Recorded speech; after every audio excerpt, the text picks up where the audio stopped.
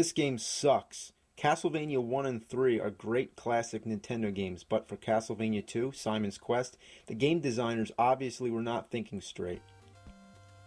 At first, it seems like a pretty decent game, a little different from the first in the series, but that's okay.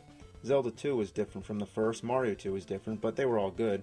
The first thing that's strikingly different is the fact that you have to go through towns, talk to people, and buy stuff. Never really minded that. It makes it a little more like an adventure story, and it's kind of like Zelda, so that's okay. But the first problem comes in when it changes from day to night.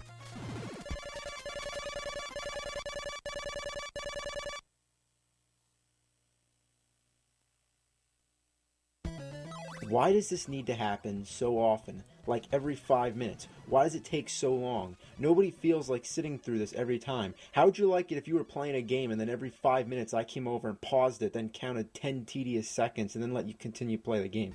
Now, I mean, why did they think that that would be a good idea and interrupt the gameplay? Did they think it would be more realistic? I mean, in real life, I don't have to stop in my tracks when the sun sets and a fucking box doesn't pop up in the air. I mean, this is one of the most annoying features in any game ever. What's the point?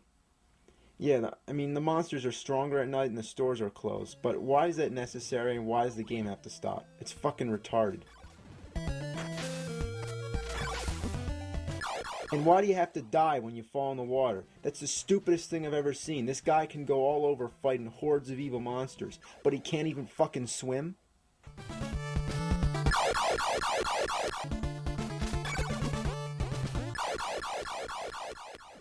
Sometimes I don't feel like going down the stairs just to get down to ground level. I mean, there's no reason I should have to do that when I can just take a shortcut and jump down.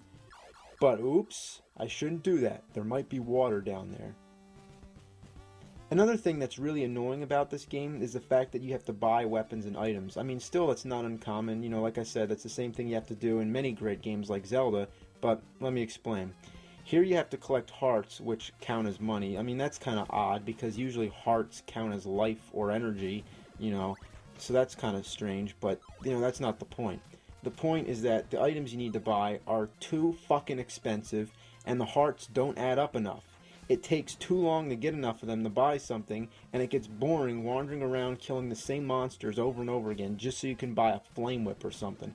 Speaking of flame whip, that's pretty weird itself, isn't it? I mean, they were really being creative with that one. The flame whip. Anyway, about the hearts. It takes too long to buy stuff, and to add on to the problem, when you die, you lose all your hearts and you have to start all over again. I mean, doing this doesn't add to any of the game's difficulty or challenge, it just makes us have to do more of the same anonymous stuff over again, and it's not fun. It's boring. Oh look, I finally got enough hearts to go and buy a plant that I need to cross the swamp. Now let me get to the store. Oh shit, it's fucking nighttime. Now the stores are all closed and I have to wait for it to turn day again. Oh well, I might as well kill some zombies in the meantime and stock up on some more hearts. Oh shit, now I gotta start all over again. One of the worst things in the game are the pitfalls, which are areas where there's like stones or blocks that look like you could walk on them, but instead you just fall through. It's impossible to tell where these spots are the first time walking through, so you just have to keep throwing holy water all over to see where they are. It's retarded. Why should I have to do that? Again, it doesn't add up to any of the fun, challenge of the game. It's just unfair and it's annoying. In the dungeons, there's no bosses at the end, which is a big disappointment. Every Nintendo gamester knows that at the end of a level or a dungeon, labyrinth, or whatever, there's always supposed to be a big guy who you fight. But here, they just got lazy and only put a few bosses in the game and left some of the dungeons just empty, like this one. So most of the dungeons you go through, the mansions to be exact, there's nothing at the end except for a crystal orb that you can't touch. In the rest of the Castlevania games, the tradition goes like this. You fight a boss, you defeat him, then an orb comes down, and you touch it. There you go, on to the next level. But in Castlevania 2, how would you ever figure out that you're supposed to throw an oak stake at that orb? I mean, when you first get the oak stake, you assume it's a weapon, and you throw it only to find that it does absolutely nothing, and that you waste it by throwing it, so you have to get it all over again.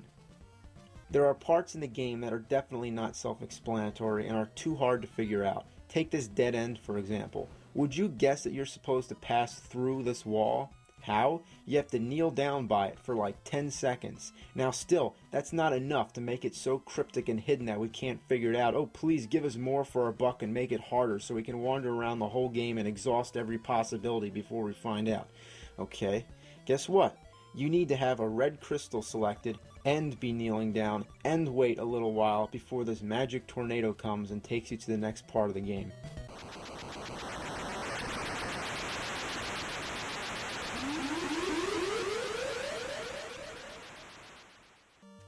Most of the townspeople have things to say which aren't important at all, so why do you have to read them? Here in the dungeons, there's books that you may find which actually give you clues about things in the game that you may need to know about. But when I find these books half the time, it's by accident, so I may hit the button and cancel it out, which means that I don't even get to read it and I don't have a second chance.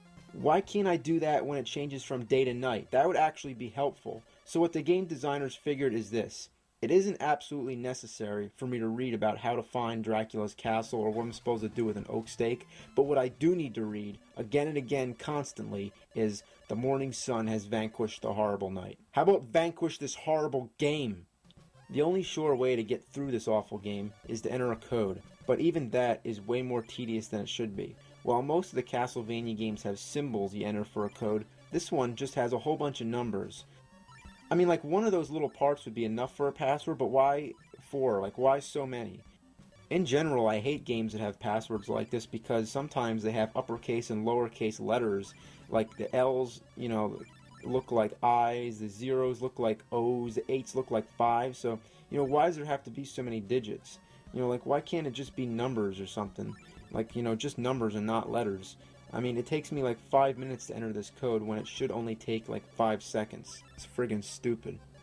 Okay, so say we enter the code and we go to Dracula's castle. You'll be pretty disappointed how anticlimactic this game is. It isn't even worth putting in a code, let alone playing the whole game all the way through, which if you did, I feel bad for you. I mean, first of all, there's no enemies in Dracula's castle. You just walk all the way through, and the only obstacles are just like going up and down steps, which won't hurt you, and they aren't challenging either. They're just tedious. I mean, what the hell is the point of going through the castle if there's nobody to fight? Did the game designers just like run out of time or something? So then you get up to Dracula, and guess what? He doesn't look anything like Dracula. Instead, he looks like a Grim Reaper, and he throws sickles. I mean, did the people who made this game even know what Dracula is? He's a fucking vampire. Alright, on top of everything, Dracula's way too easy. Check this out.